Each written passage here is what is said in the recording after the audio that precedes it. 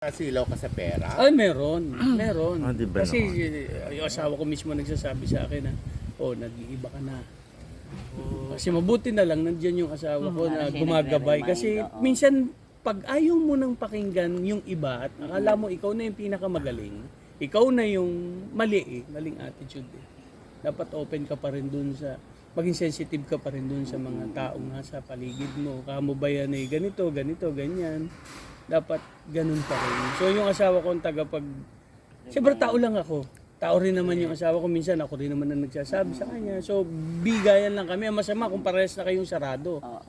Na ito na tayo, ito na. Pangit eh. Kasi hindi mo nalalaman na nakakasakit ka na pala. Kaya lagi kong ipinagdadasal na sana po, huwag ako makasakit, huwag ako makasaling ng mga sa tao. Kasi napakabilis ang panahon ba? Pag itong edad natin, 50 na ako. Isipin mo, di ba? So, napakabilis ng panahon.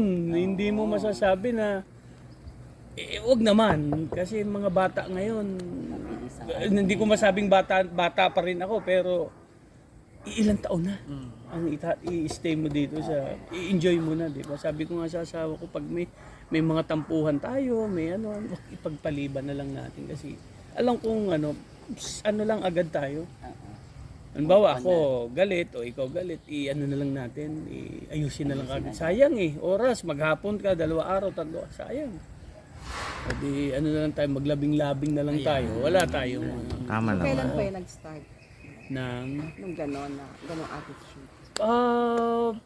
May mga pangyayari kasing sa amin na hindi pagkakaunawaan itong mga nakalipas na pag na-realize namin na mas masaya pala na tayo ay lagi magkasama, lagi tayong okay. Kasi napapansin namin, natatakot na kasi kami mga kabatch namin minsan.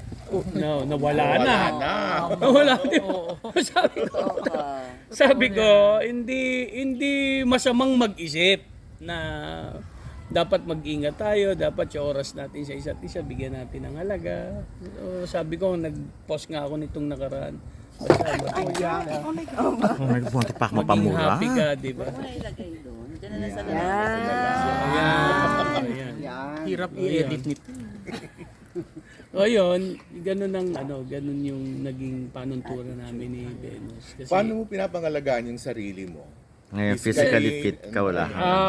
siguro hindi na rin ang sabi ko nga yung maging yung routine ng pag-exercise namin ni Be tsaka yung pagda-diet namin hindi na rin siguro titingnan yung para mag-showbiz o ano kasama na rin pero ang gusto namin mabuhay kami ng matagal. Yun ang kasi may pinag-aaral pa kami, ayaw namin magkasakit, may bata pa akong meron pa akong 15 years old, so mahaba-habang labanan pa, may college pa tayo. Isa pa yung napapa-graduate ko, yung isa naman, bago pa lang sasampa ng college. So, dapat paghandaan ko yung ganong mga panahon. Actually, ang pera, kikitain naman yan. Pero pag yung health mo ang nagkaroon ng diferensya, maraming mawawala na. Correct. Hindi ka na makakapaghanap buhay ng maayos, hindi ka na kung anong diskarte mong kailangan gawin. Alam mo naman tayo, punong-puno tayo ng diskarte sa buhay. Anong health routine mo ngayon yan? Sa pagising sa umaga, mag-shower, tapos lakad ako sa bundok. Actually, bundok namin dito, nalalakaran talaga kasi may simentado yan. Yan ba yung Mount Makiling? Hindi. Ano ba yan? Hanggang ngayon ba? Ito, lakad kami, siguro mga 1 oras na walking pataas, tapos pababa. So, 1 oras. Dati kinukuha namin mga 1 oras kalahati, 2 oras. Ngayon, 1 oras na lang. Kasi meron na siyang... Everyday na ako. Everyday na ako. Routine ko na yon, mga gising ako ng 5:30. Maakyat na kayo. Maakyat na kami. Tapos pag si Venus walang pasok, kasama ko siya. Pag may pasok naman, hindi ko na siya sinasama. Sabi mo nga dati 1 oras, tapos ngayon nagiging... Mabilis na, 45 minutes. Kasi tinatakbo na, lakad-takbo lahat. Kasi minsan mabibitin ka na dun sa...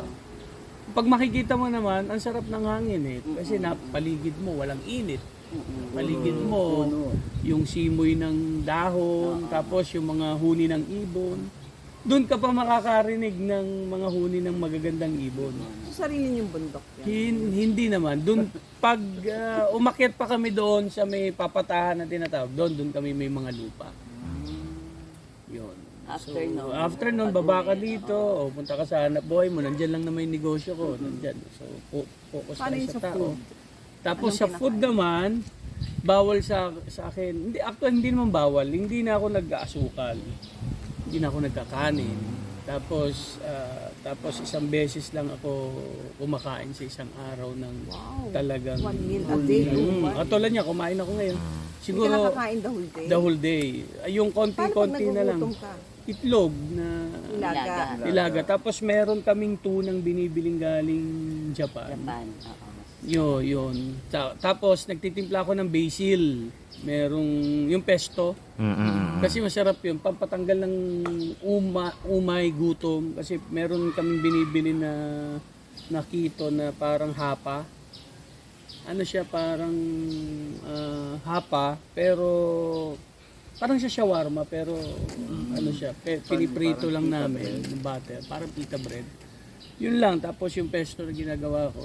Tapos may itlog. Busog na ako noon. Sila na na-lose mo the weight. Nung sinabihan ako ng GMA na magbawas, kasi nung nakaraan, naka 10 pounds na ako. Ngayon, nung nag-holiday, bumalik uli, nag-gain na naman ako ng 6. Tapos ngayon, nakalima na naman ako. Bawas. Sinabihan ka ng GMA na kailangan Oh, yung mga mo big bayad. boss, nakarating sa akin, sinabihan ako nung isa sa staff na kailangan kailangan po tayong magbawas. Sabi ko ng mga big boss natin, kailangan pong makapagpayat at maging lean. Sabi ko, sige, gagawin ko, salamat. At hindi ko kinuhang masama o kasi masarap sa akin na concern.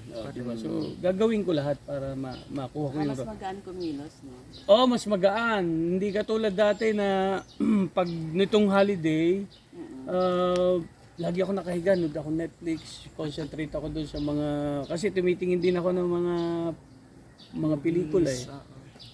Inuubo ako. So yung baga ko, hindi maganda ang galaw. Lagi nakahiga, lagi nakaupo. So nangyari, sabi nga ni Venus, maglakad ka na uli, tapos mag-diet ka na. O sabi ko, sige, tulungan mo uli ako. Di yun, stricto. Tapos siya pala, kumakain sa ospital. Ano sa yun? Hindi okay naman. Bumalik na uli. Hindi na uli ako, kasi konting ambon ako na sinisipon eh. Tapos na allergy ako. Sabi ko, may diferensya na naman yata. Yung mahina na naman yung bagak. Kaya nung naglakad kami, uli, tinutulungan niya ako kahit nahihirapan yung sinasamahan ako eh. Ngayon, okay na uli. Wala na uling ubo-ubo at saka sipon.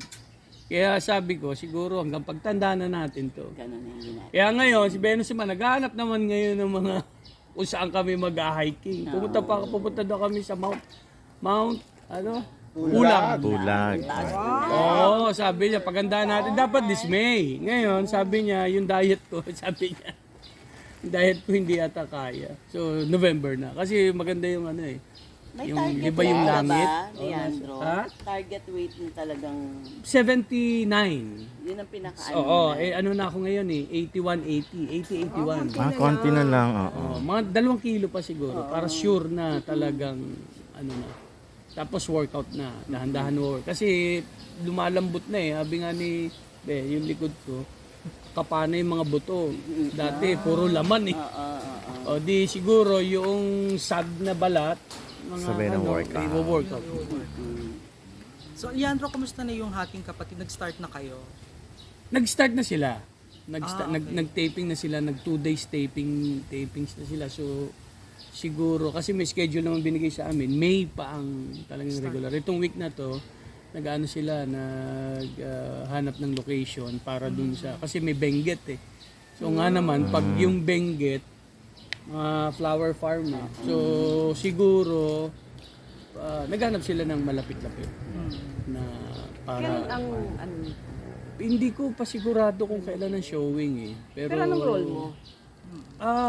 As dun sa Storycon, magiging asawa ko si si Carmina. Carmina, magiging asawa ko siya. So sabi ko maganda, pero binubugbog ko siya. kontrabida ka Oo, dito. kontrabida ako dito. Parang Pwede naman gano'n. ikwento yan. Parang gano'n. Wag mo na siguro na ikwento. Wag, spoiler agad eh. Oh, spoiler. Naapektuhan kayong sunod-sunod na pagkamatay ng mga icons sa showbiz? Ng